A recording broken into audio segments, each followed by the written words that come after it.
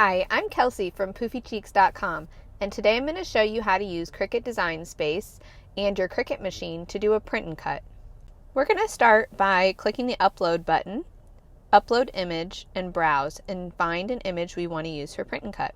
I'm going to use this pumpkin that I purchased off of Etsy. I'm going to click Simple because it's already a PNG image and you can see the checkered background. Continue.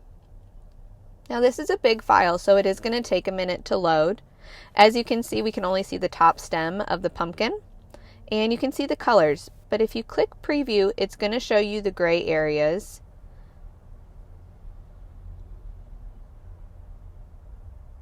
And you can still see that checkered background. So we're all good to go. The next step is to click Continue again. You'll see the two images side by side. If we wanted to cut out the shape of the pumpkin, we would click the one on the right, but we want to click the one on the left for print and cut. And then continue again. You're going to show it down in the bottom. Select your pumpkin. Wait for it to load.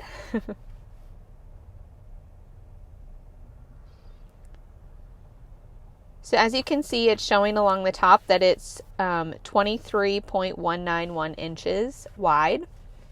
And obviously that's not going to cut on a regular 8.5 by 11 sheet of paper. So we need to resize it. And at the top in the middle, you'll see size with width and height.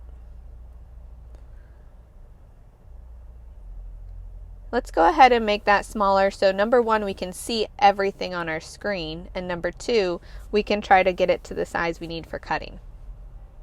So as you see over on the right, it says floral white pumpkin, and then it has a little exclamation mark and the yellow triangle. That means something is not right with our image. It's saying it's still too large. For print and cut, we have to reduce the image to 6.75 inches. So let's try resizing again. We're going to press print and then make it, and it'll take a minute to load. It's going to give a black outline square on your paper when it prints, and that's how it's going to determine on your machine where it needs to cut. So now that everything looks good, we're going to click on Send to Printer, and then once it loads up, press print. After this prints, we'll load it, or we'll put it onto our mat, load it into our machine, and follow the prompts to then cut it. You should end up with a perfectly printed and cut floral white pumpkin.